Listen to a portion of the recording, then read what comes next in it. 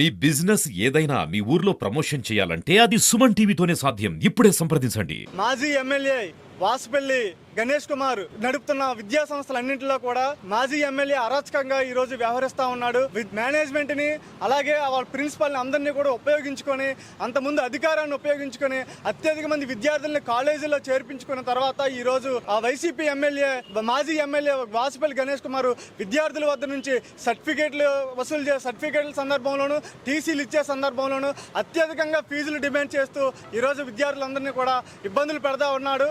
అదేవిధంగా వాసుపల్లి గణేష్ కుమార్ కాలేజీలు అన్నింటిలోనూ కూడా పుస్తకాలు 4-5 పుస్తకాలు కూడా వేల రూపాయలకు ఈ రోజు విక్రయాలు చేస్తూ ఉన్నాడు. ప్రభుత్వ నిబంధనలకు విరుద్ధంగా క్యాంపస్లు నడుపుతా ఉన్నాడు. ప్రభుత్వ నిబంధనల విరుద్ధంగా పుస్తకాల వ్యాపారం చేస్తూ ఉన్నాడు. సర్టిఫికేట్లు అమ్ముకుంటా ఉన్నాడు.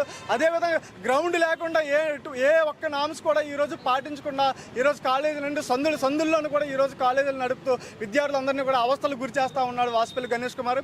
తక్షణమే వాసుపల్లి గణేష్ కుమార్ పై ప్రభుత్వ అధికారులు స్పందించి చర్యలు తీసుకోవాలని మేము డిమాండ్ చేస్తున్నాం. ఈ వాసుపల్లి గణేష్ కుమార్ కాలేజీలో వచ్చిన సమస్యలపైన విద్యార్థులు తీసుకెళ్లి జిల్లా కలెక్టరేట్లోనే అలాగే ఆర్ఐఓకి వినపాలు సమర్పిస్తే వాసుపల్లి స్పందించడం లేదండి, వాసుపల్లి రెస్పాండ్ కావట్లేదండి, ఆయన బెదిరిస్తున్నాడండి తిరిగి అని చెప్పి ఆర్ఐఓ కానీ లేదంటే అధికారులు కానీ చెప్తా ఉన్నారు.